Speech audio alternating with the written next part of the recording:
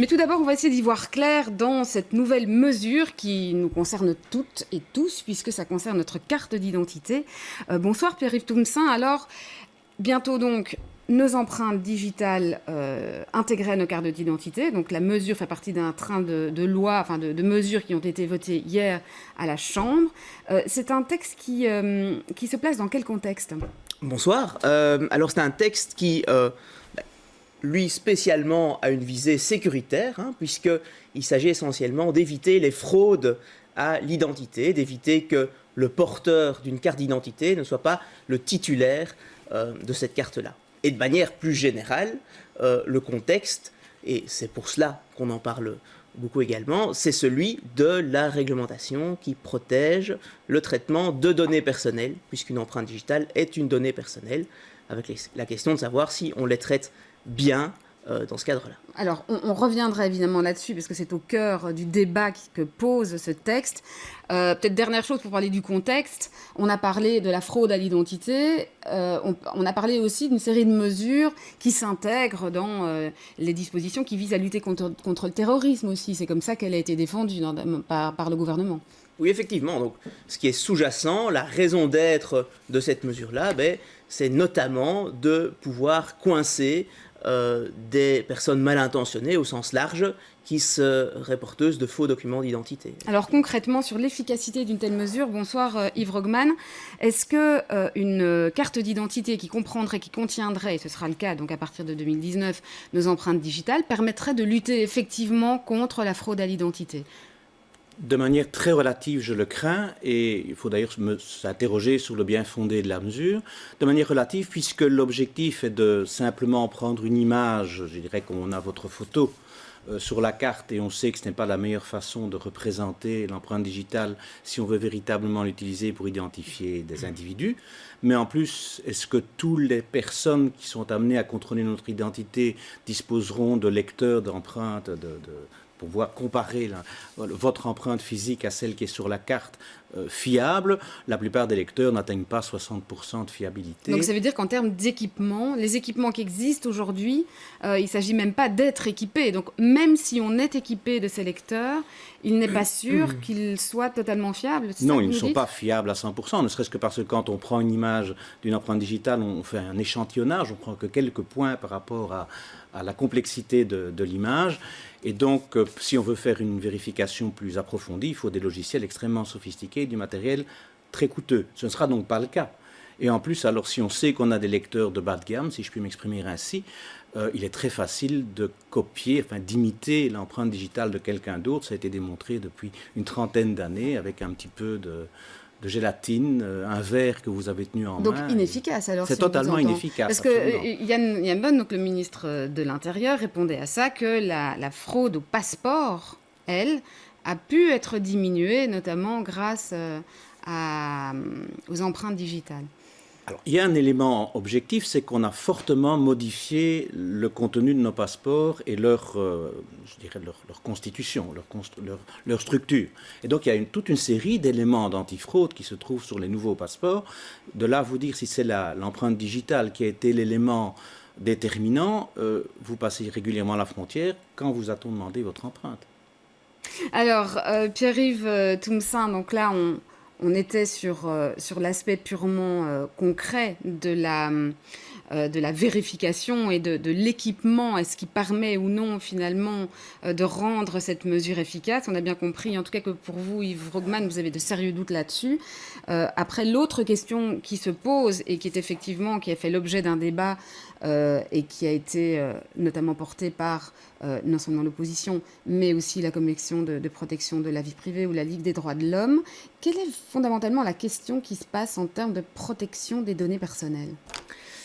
Alors, si on met les choses dans leur contexte, il y a un règlement dont on a beaucoup entendu parler au mois de mai, le fameux règlement général sur la protection des données. Le RGPD. Le RGPD, effectivement, qui n'introduit pas une révolution en matière de protection des données, mais une évolution importante sur certains points. On se met au goût du jour, et notamment, il y a les données biométriques qui deviennent spécialement visées dans ce règlement et qui sont qualifiées de données sensibles. Et les données sensibles, en principe, on a l'interdiction d'en effectuer un traitement, sauf si on rentre dans certaines catégories bien spécifiques. Et les exceptions à cela, c'est notamment l'exercice d'une mission d'intérêt public si l'on démontre que ce traitement est proportionnel. Donc, le législateur qui veut effectuer un tel traitement doit se mettre à l'œuvre et démontrer que tout ça est proportionnel. Ça, c'est une première chose. Et une deuxième chose... Et pour vous, ce n'est pas le cas ? Alors, c'est discutable, et on comprend qu'il y ait des voix qui s'élèvent par rapport à la qualité de ce texte législatif. La deuxième chose, que l'on retrouve également comme nouveauté dans le RGPD, c'est l'obligation de réaliser ce qu'on appelle une analyse d'impact préalable. Notamment lorsqu'on exerce en tant qu'autorité publique un traitement à grande échelle de données sensibles, donc par exemple des données biométriques, eh bien, on doit réaliser un véritable audit préalablement pour peser le pour et le contre et justifier que ce traitement est bel et bien proportionné. Cette analyse d'impact, je vous le dis, est préalable. Or, on ne la retrouve nulle part ici dans le texte de la loi. Elle n'a pas été faite, en fait, cette analyse d'impact. Non, le texte de la loi dit qu'elle sera exécutée. Mais elle n'est plus préalable à la loi. Alors que le fait de le faire préalablement est obligatoire, ou en tout cas est prévu par ce nouveau règlement, ce nouveau RGPD. Il est prévu obligatoirement par le RGPD, effectivement. Donc ça veut dire qu'à ce niveau-là, il y a des failles dans ce texte. Je vous pose la question parce qu'un recours a été introduit par un avocat spécialisé également contre le texte devant la Cour constitutionnelle. Pour vous, en effet, cette loi est fragile au niveau juridique ? Alors, je ne sais pas si le recours a déjà été introduit, mais en tout cas, il y a une volonté de l'introduire. Qu'elles souhaiteraient l'introduire, effectivement. Et vraisemblablement, elles auraient juridiquement du grain à moudre, puisqu'il y a une série de points qui posent question, et on les retrouve dans 2 avis qui ont été émis par l'autorité de protection des données, c'est le nouveau nom de la commission vie privée, 2 avis assez critiques qui ont été émis et qui n'ont pas été suivis, ou très très partiellement, par le ministre et par les parlementaires lorsqu'ils ont finalisé cette loi.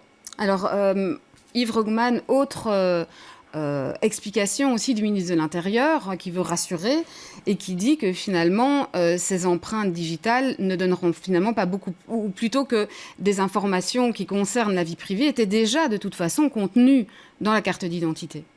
C'est exact, mais le problème, et ce que le règlement général de protection de la vie privée met bien en exergue, c'est le fait que des données biométriques sont fortement sensibles. Pour une raison qui est assez naturelle, c'est que vous ne pouvez plus les modifier. Vous pouvez changer un mot de passe, vous changez un numéro, vous pouvez changer un identifiant lorsque vous vous connectez sur un réseau ou un autre, mais vos données biométriques, vous les portez sur vous, et donc si on a pu les voler, si on a pu les copier, si on a pu les usurper, vous ne pouvez pas, vous, changer les vôtres. Et donc c'est pour cela, évidemment, qu'il faut éviter d'utiliser ce genre de données à des fins qui ne le justifient pas. Il faut vraiment les réserver à quelques utilisations essentielles. Or ici, si vous le mettez sur les cartes d'identité, on pourra, parce que normalement vous devez laisser à tout utilisateur l'accès aux données qui sont contenues dans la carte, on pourra les copier, les reproduire comme l'on voudra. Ouais, quand on parle de disproportion, la réponse du gouvernement est de dire qu'ici on veut lutter dans le cadre de la lutte contre le terrorisme, contre la fraude à l'identité. Certes, mais c'est alors au moment où on vous demande de prouver votre identité qu'on doit être capable de vérifier les données contenues dans votre carte par rapport à vous et donc de lire votre empreinte digitale. Or, quand vous avez des méfaits qui sont commis, on essaie d'identifier les personnes présentes par rapport à une banque de données des empreintes. Or, précisément, le ministre a bien insisté sur le fait qu'il ne conservait pas, qu'il ne stockait pas l'information qui allait être placée sur la carte d'identité. Donc, j'ai un peu de peine à comprendre à quoi cela pourra servir. Ouais, alors justement, ça c'était aussi un argument, Pierre-Yves Tountzin, pour tenter de rassurer les inquiétudes de ceux qui s'interrogeaient sur la protection des données et sur ces données sensibles. C'est précisément le fait que ces données ne seraient ni stockées ni centralisées. Alors c'est exact, il faut être de bon compte. Cette loi n'instaure pas une banque de données des empreintes digitales. Elles sont, dit la loi, conservées pendant 3 mois maximum et un peu moins, le temps nécessaire à confectionner et à délivrer la carte d'identité. Ensuite, elles sont supprimées. Et elles restent uniquement sur la puce de la carte que chacun a sur lui. Il y a une deuxième question, évidemment, c'est celle de savoir qui est habilité à lire ces données qui se trouvent sur la carte. Oui. Et la loi prévoit toute une série de catégories, toute une série de personnes qui peuvent les consulter, essentiellement des employés communaux, des employés diplomatiques dans les ambassades, des fonctionnaires de police et des douaniers ainsi que des personnes à l'Office des étrangers. ok, ces personnes-là peuvent lire les données, mais à quelle fin? Et c'est là peut-être que la loi a une zone de flou qui laisse la porte ouverte à certaines dérives, puisqu'il y a un principe de finalité qui est très important en protection des données. Il faut dire pourquoi et limiter les buts dans lesquels on traite des données. Et ça, ces ce buts n'est pas sont parfois un suffisamment petit peu spécifié? pour certaines catégories, par exemple les policiers, on a un libellé qui est très large, le policier dans l'exercice de ses fonctions, qui pourrait aller au-delà de la vérification de la fraude à l'identité. Et donc, ça peut inquiéter sur les usages qui seraient alors faits de ces données. Ça veut dire qu'il y a une forme de, si j'entends bien ce que vous dites, de menace qui peut peser et effectivement, qui est floue, il pourrait y avoir un glissement sur cette base-là et on pourrait contrôler l'empreinte digitale qui se trouve sur la puce à des fins autres que de simplement vérifier l'adéquation entre le titulaire de la carte et son porteur à ce moment-là. Eh bien, merci à tous les deux. En tout cas, on a bien compris qu'en tout cas, selon vous, cette loi contient encore certaines zones floues et qu'au niveau technique, en tout cas, Yves Rogman, vous avez quelques véritables doutes sur la motivation. Oui. Merci.